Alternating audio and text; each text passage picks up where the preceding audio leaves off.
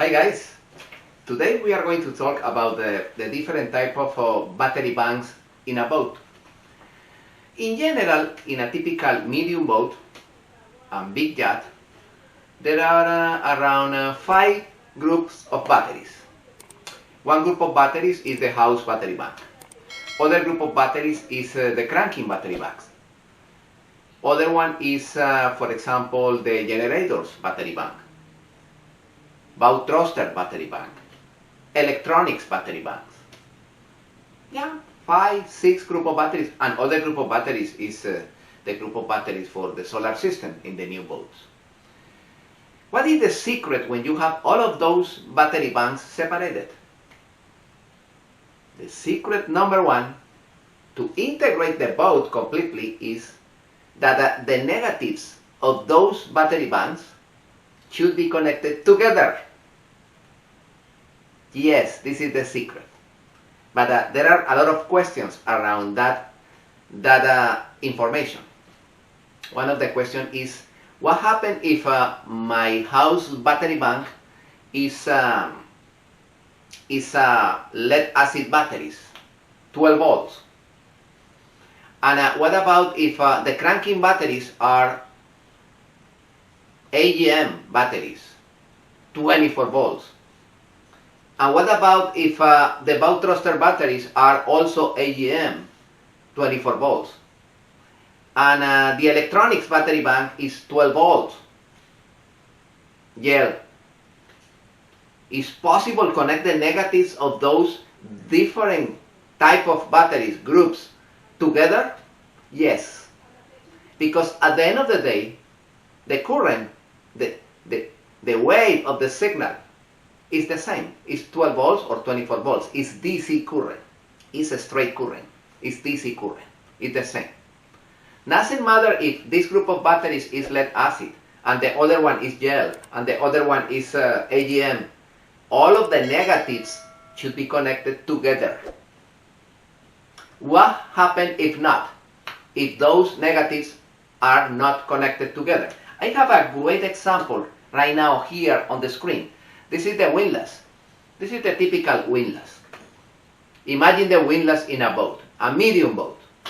Okay, the windlass is on the bow, and the motor of the windlass, like this, receives the power from this group of batteries configured in 24 volts. Yeah.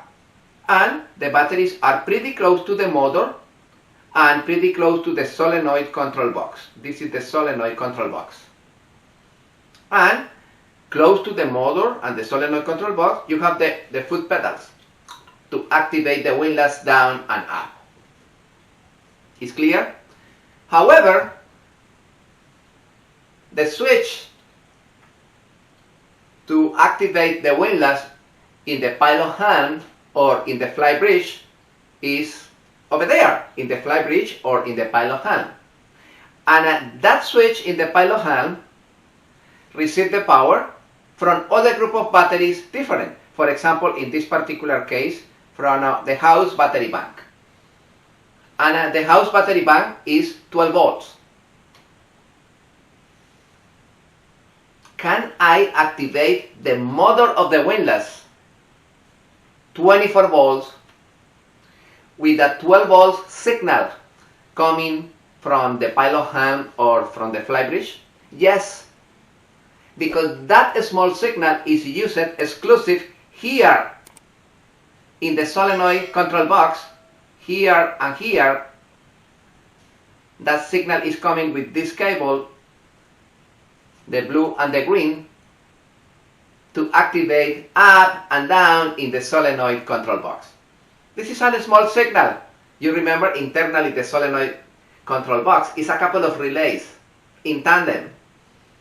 And the signal, you need a small signal, little current, less voltage to close the gap of the relays and pass the big current for one direction or the other direction.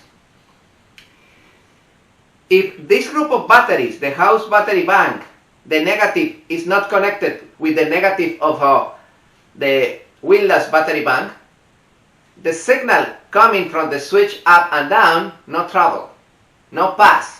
because the loop is not closed. Yes, my friend, the negatives should be connected together. If not, the positive signal never travels from one group of batteries into the other one. Exactly the same, for example, with the ignition switch for the main engines, diesel engines in the engine room. The start motor of the engine receives power from the cranking batteries, 24 volts. And the ignition switch located in the pilot hand or fly bridge receives the signal from the house battery bank or electronics battery bank.